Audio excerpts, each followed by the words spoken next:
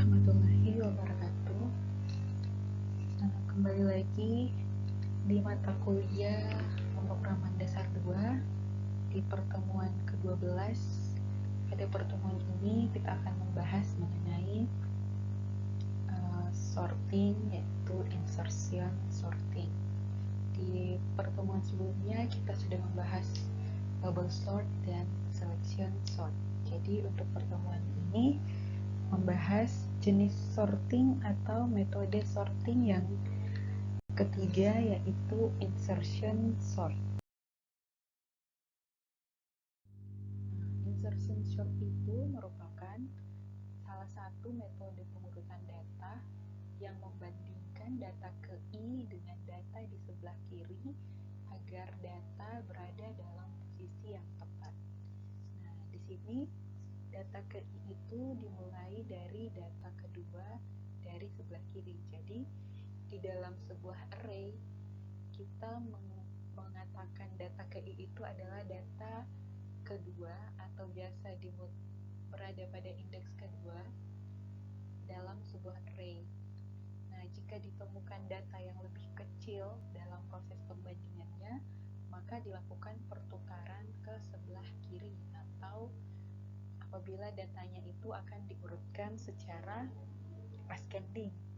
Nah, untuk proses descending berarti apabila ditemukan data yang lebih besar, maka data tersebut akan ditukarkan ke sebelah kiri. Untuk lebih jelasnya, di sini ada bagaimana ilustrasi atau bagaimana proses yang terjadi dalam pengurutan data menggunakan insertion sort. Misalkan kita mempunyai 5 data yang value-nya itu adalah 77, 33, 44, 11, dan 88. Nah, value ini tersimpan dalam sebuah array dengan indeks yang dimulai misalkan dari 1. Jadi, value 77 akan tersimpan di indeks 1, value 33 di indeks 2, value 44 di indeks 3, value 11 di indeks 4, dan value 88 di indeks 5. Nah, misalkan data yang tersimpan di dalam array ini akan diurutkan secara ascending, berarti data diurutkan menaik mulai dari data terkecil hingga data terbesar. Nah, prosesnya seperti apa? Pertama, langkah pertamanya itu yaitu menentukan current element, yaitu indeks ke-1 yang nilainya atau value-nya itu adalah 77. Nah, ingat, tadi di pengertiannya kita mulai dari data ke I, di mana data ke I itu adalah data kedua dalam sebuah array, atau data kedua dalam array diurut dari sebelah kiri. Nah, kalau melihat di array yang ada di slide ini, seharusnya current elemennya adalah 33. Tapi mungkin kalian bertanya, kenapa 77 tidak dijadikan current element? Nah, alasannya adalah tadi, ingat pengertiannya, insertion sort itu adalah membandingkan sebuah data dengan data di sebelah kirinya. Nah, sedangkan nilai 77 dia adalah nilai yang berada pada indeks pertama, sehingga untuk melihat data di sebelah kiri itu tidak ada. Makanya value 77 ini tidak dilakukan proses pembandingan karena tidak ada pembandingnya. Kemudian itu dianggap sebagai sort data. Jadi datanya udah terurut untuk sementara. Nah, lanjut, setelah melihat data pertama, karena tidak dilakukan proses perbandingan, lanjut ke proses increment current element menjadi indeks kedua. Jadi current element yang pertama itu dia berada di indeks 1 dengan value 77. Karena di current element ini tidak dilakukan proses perbandingan karena merupakan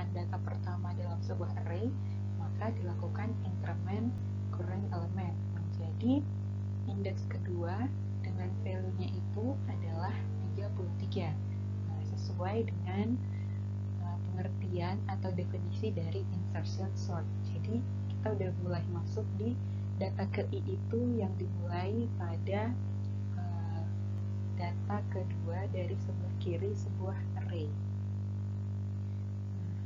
Lanjut, di langkah kedua ini current elemennya adalah indeks kedua dengan value 33.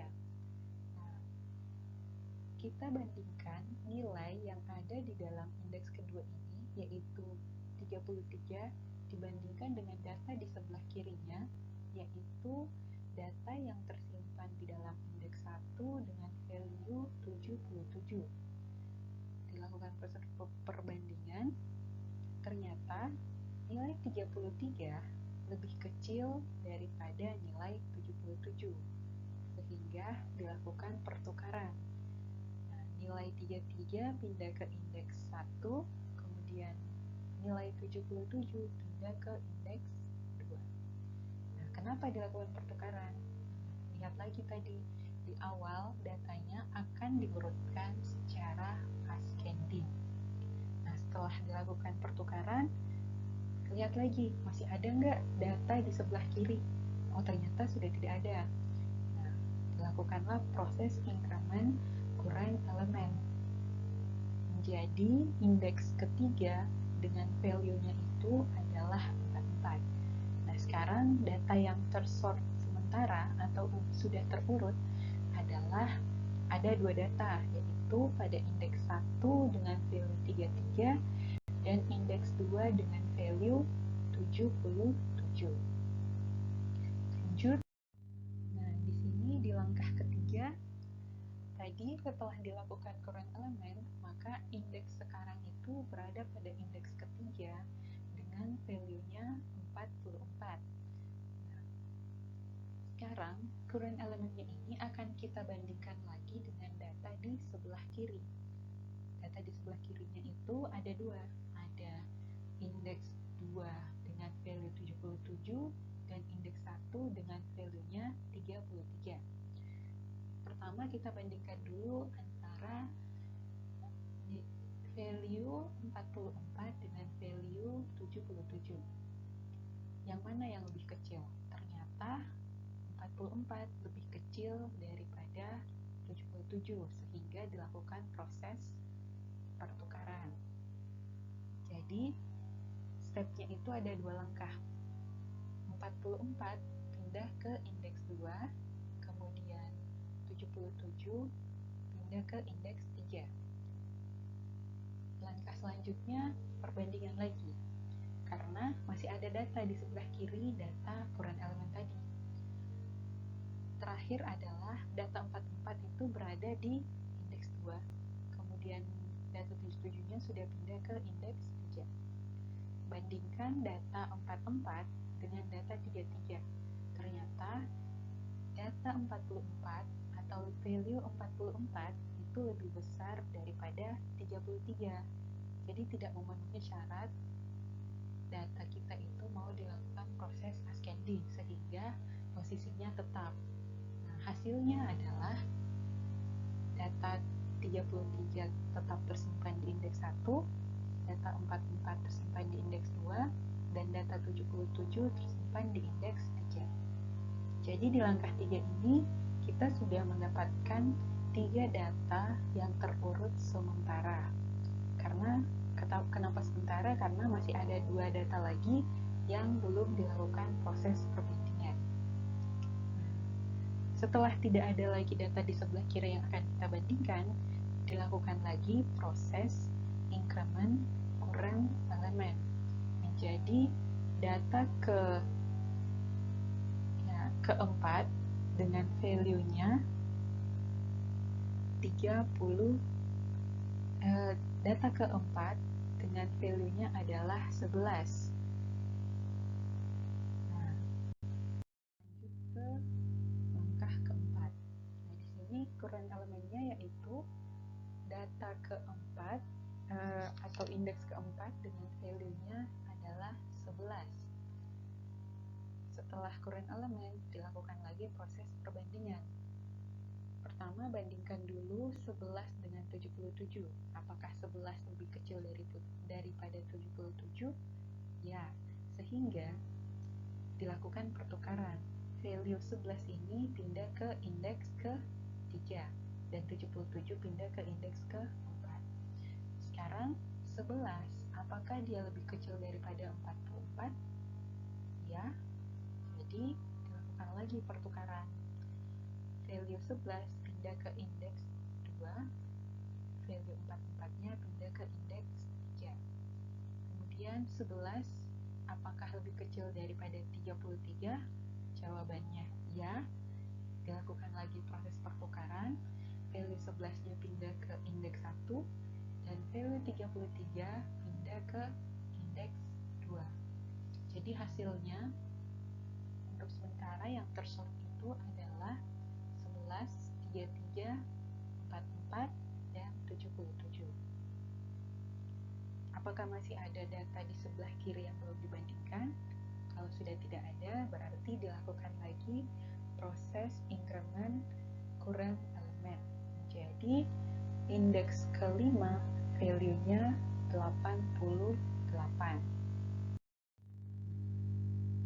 Setelah ditentukan current elemennya, kembali lagi prosesnya berulang atau looping dengan melakukan proses perbandingan.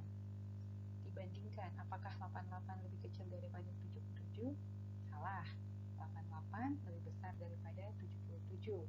Posisinya tetap. Jadi 88 dia tetap berada di indeks kelima. Nah, sebenarnya proses untuk membandingkan 88 dengan 44, 33 dengan 11 harusnya tidak usah dilakukan lagi karena datanya itu sudah terurut mulai dari terkecil sampai yang terbesar. Jadi ketika membandingkan data terakhir dengan data kedua terakhir dan ternyata hasilnya misalkan data 88 dengan data 77 dibandingkan dan ternyata hasilnya masih lebih besar data 88 atau posisinya tetap, maka tidak perlu lagi dilakukan pembandingan ke data yang paling sebelah kiri karena data di sebelah kiri itu sudah terurut. Nah, kemudian itu berlaku apabila untuk data terakhir. Tapi di sini saya tampilkan supaya tidak bingung atau tidak keliru. Nah, misalkan tetap aja dibandingkan 88 ternyata lebih besar dari 44, posisinya tetap. 88 lebih besar dari 33, posisinya tetap. 88 lebih besar daripada 11, posisinya tetap. Karena value 88 ini merupakan data terakhir, maka proses sorting selesai. Sehingga didapatkan data setelah disorting secara ascending, yaitu 11, 33, 44, 77, dan 88. Nah, selanjutnya setelah diwujudkan dalam bentuk program, maka hasilnya seperti ini. Sekarang coba kalian kerjakan latihan 12.1 ini. Lakukan proses sorting menggunakan metode insertion pada data di bawah ini. Indeksnya itu ada 8, kemudian value-nya 23, 65, 34, 12, 45, 51, 42, dan 37. Nah, data ini akan diurutkan secara descending, berarti data lebih besar itu ada di sebelah kiri, kemudian data terkecil nanti ada di sebelah kanan. Nah, kemudian kalian buat dulu proses manualnya itu, pengurutannya step by step, sesuai contoh, seperti contoh yang ada di ilustrasi tadi. Kemudian setelah selesai, coba kalian buat dalam program Pascal. Sekian penjelasan mengenai insertion sort. Apabila ada pertanyaan, silahkan tinggalkan di kolom komentar atau bisa juga melalui WhatsApp. Terima kasih. Wassalamualaikum warahmatullahi wabarakatuh.